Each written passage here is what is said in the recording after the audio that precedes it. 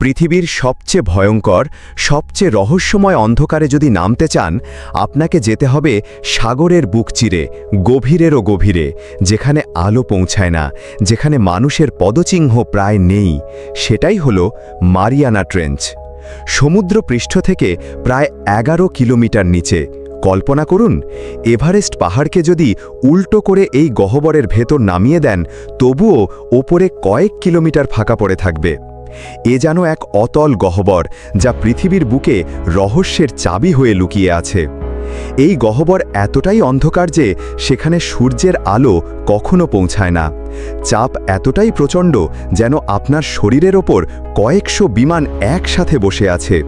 কিন্তু আশ্চর্যের বিষয়, এই মৃত্যু ফাঁদেও জীবন আছে।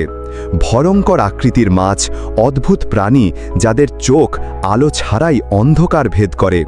বিজ্ঞানীরা যখন প্রথম সেখানে নেমেছিলেন, তাদের সাবমেরিনের গায়ে ভয়ানক চাপ পড়ে কেঁপে উঠেছিল। মনে হয়েছিল যেন লৌহকঠিন ধাতু মুহূর্তেই চূর্ণ হয়ে যাবে। তবুও মানুষ সাহস করে নেমেছে, আবিষ্কার করেছে, আর প্রশ্ন ছুড়েছে, এত গভীরে এখনও কি কি রহস্য লুকিয়ে আছে। কেউ কেউ বলে, হয়তো এখনও এমন সব প্রাণী সেখানে ঘুমিয়ে আছে যাদের অস্তিত্ব আমরা কল্পনাও করতে পারি না।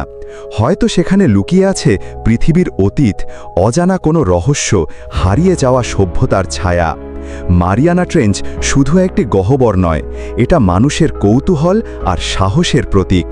অন্ধকারের অন্ধকারে, মৃত্যুরও গভীরে মানুষ যখন নামতে চায়, তখনই প্রমাণিত হয় জ্ঞানের প্রতি আমাদের তৃষ্ণা কতটা অশেষ। এখন প্রশ্ন হলো, আপনি কি সাহস করবেন মারিয়ানা ট্রেঞ্চের অতল অন্ধকারে নামতে?